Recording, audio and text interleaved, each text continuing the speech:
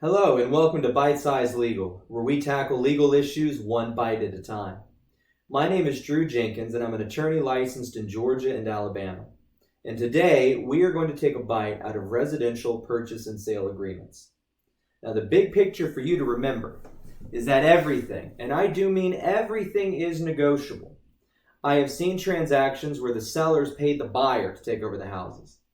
I saw one transaction where the buyer bought the house for $1 and the sellers they wired into my account over $40,000 to clear the outstanding mortgage. I've even seen the family dog go with the house. So really everything is negotiable. A second major point is that even though everything is negotiable, certain conventions have arisen in different jurisdictions. A good example of this is between Birmingham and Atlanta. In Birmingham, most purchase and sale agreements say that in the case that only an owner's policy is issued, then the cost of acquiring that title policy shall be paid by the sellers. Basically, the seller is giving the insurance to the buyer. However, if both an owner's and a lender's policy are issued simultaneously, so if there's a loan, then the cost of acquiring both policies shall be split equally between the parties. In Georgia, in the Atlanta area, it's very different. It says that the seller will pay for any title curative issues. So if title shows something is wrong and we need to do some sort of corrective warranty deed, or we need to do something to solve a title problem, they'll pay for that. But otherwise, the cost of policies, premiums, entirely the buyer's issue, not the seller. So having a good real estate agent when you're either moving or you're looking at purchasing or selling a home in an area that you're not familiar, they are going to be worth their weight in gold. Now, when you're going through a purchase and sale agreement, it's just like any other contract. We need to identify who the parties are. We need to identify the item being sold or transferred. And we should be setting a price, right? And any of the standard templates are written typically by the real estate association. They may be modified by the realtor that's involved in the transaction, typically the listing agent, or it's prepared by attorneys. So the boilerplate is going to be there for you, but you need to remember that you are able to negotiate anything that's in there.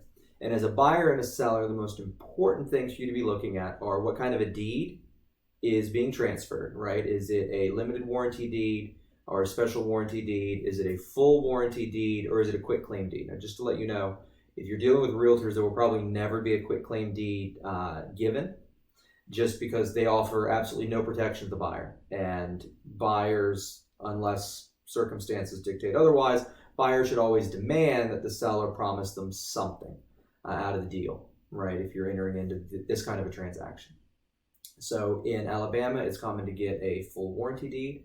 In Georgia, it's very common to get a limited warranty deed, but remember that you can negotiate other way, and this is for residential.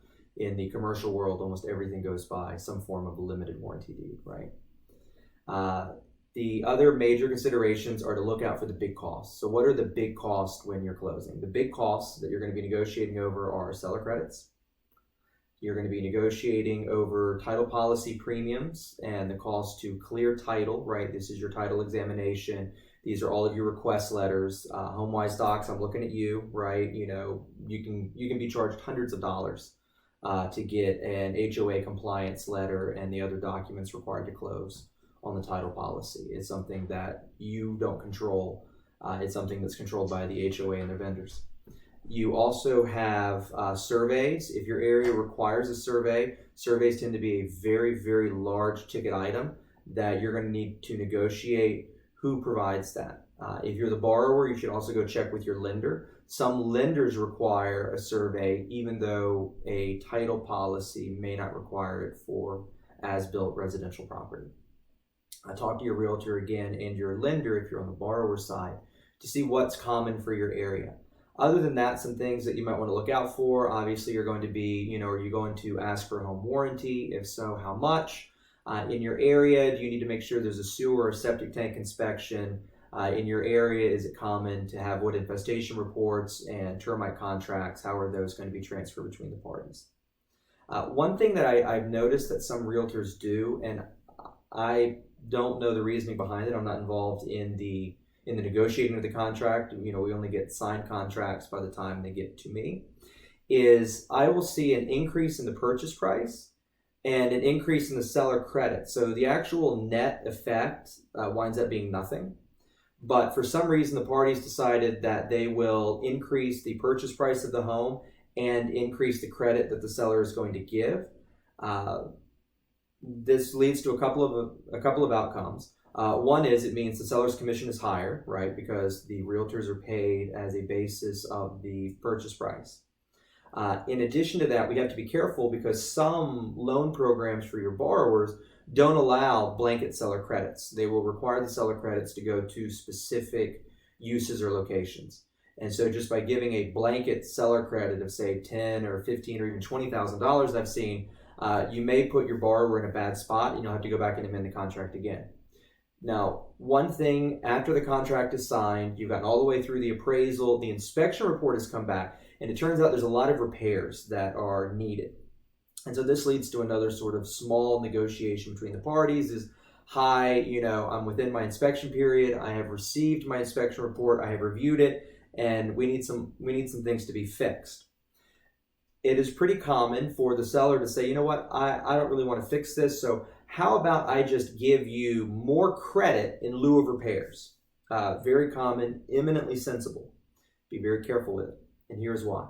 Depending on the lenders, they may not allow seller credits in lieu of repairs. It makes the lender very uncomfortable to see the need for so many repairs. So what some people will do instead is they will just go talk to the lender, and generally the lenders, they want to make the loan, so they will tell you exactly how they want this structured.